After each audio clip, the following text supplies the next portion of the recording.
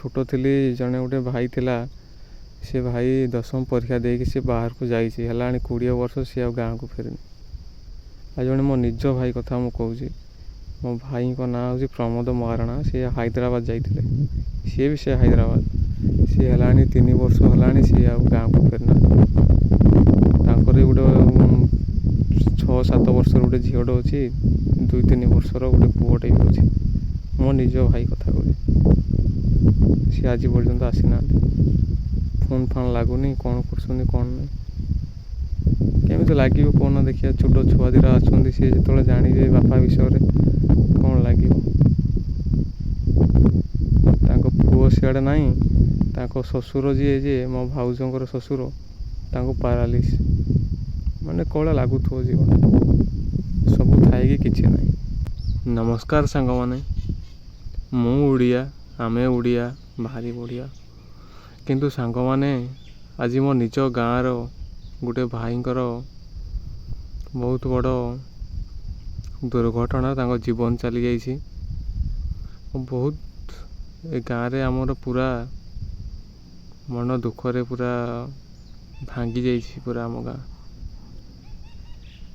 तांकर 2टी छोट छुआ 35-40 पखापाखि एजर सी जाइए हैदराबाद काम करने बेसी हैनी यही 15 दिन केते हम सी जाइए हैदराबाद किंतु तांको भाग्य खराब थिला ऊपर गोटे 12 kV करेन्ट तार थिला आउ सी लुहार गोटे रड गोटे धरिकी जाऊले तो से ऊपर लगिगला लगिकी सी करेन्ट खाइला पर सी पुणी 3 महला बिल्डिंग रे काम करते पूरा तले पड़े पूरा स्पॉट डेथ हो गला से तो सांग मैंने मुझे कहूँ चाहे आम घरे भी जाना आम कौन काम कर चेन्नई बेंगलोर बहुत जगार आम अच्छा आम घरे जानी ना कि आम बापा माँ कहीं जाना कुआड़े कौन काम करुछु से कथा आम जाने आम कौन काम करुचे कौन नहीं से कथा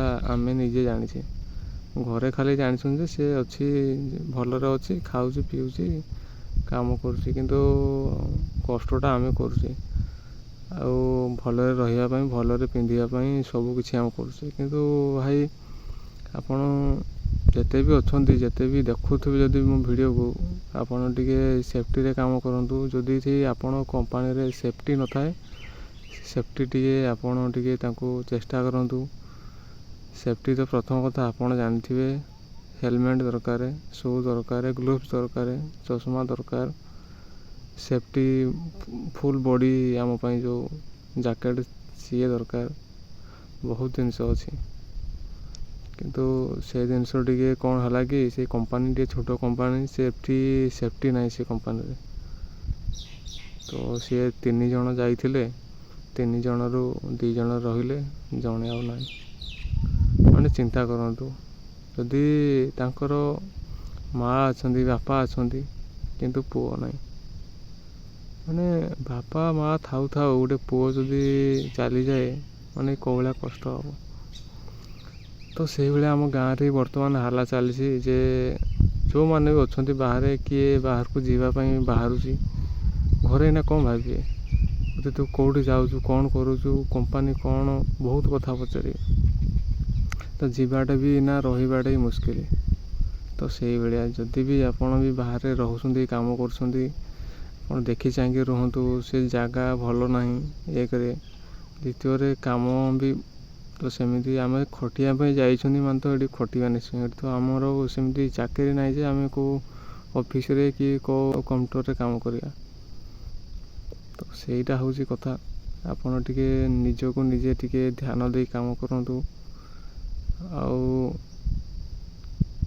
ए परिवार को जो कष्ट सब होइछि से कष्ट तो से कंपनी ताको देइछि 4 लाख टंका आउ गाड़ी रो खर्च से देइछि तो 4 लाख टंकार जीवनटा से आमर थिला कि को केते जन्म पर केते पुण्य पर गोटे मनीष जन्म पाइथिले आम किंतु गोटे मिनिट लागलानी गोटे जीवनटा पळेबाकू तो कहीं गला ନିଜର ହୁସିଆର ରହିବା ଦରକାର, ନିଜେ ଠିକ୍ରେ ସେଫ୍ଟି ମାନିକି ରହିବା ଦରକାର।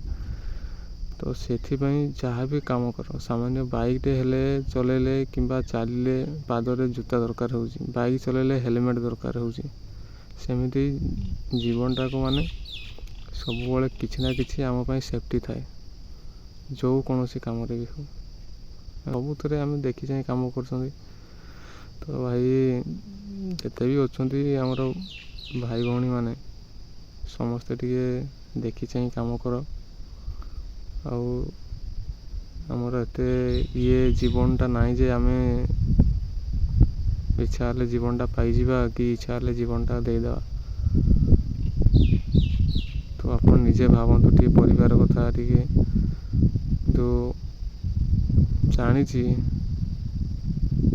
ଆପଣ ସେ ଭୁଲ କରିବେନି, ମୁଁ ଜାଣିଛି, କିନ୍ତୁ ତଥାପି କହିଦେଉଛି ଆପଣଙ୍କ ପରିବାର ଅଛି, ଆପଣଙ୍କୁ ବି ଜଣେ ଭରସା କରୁଛି।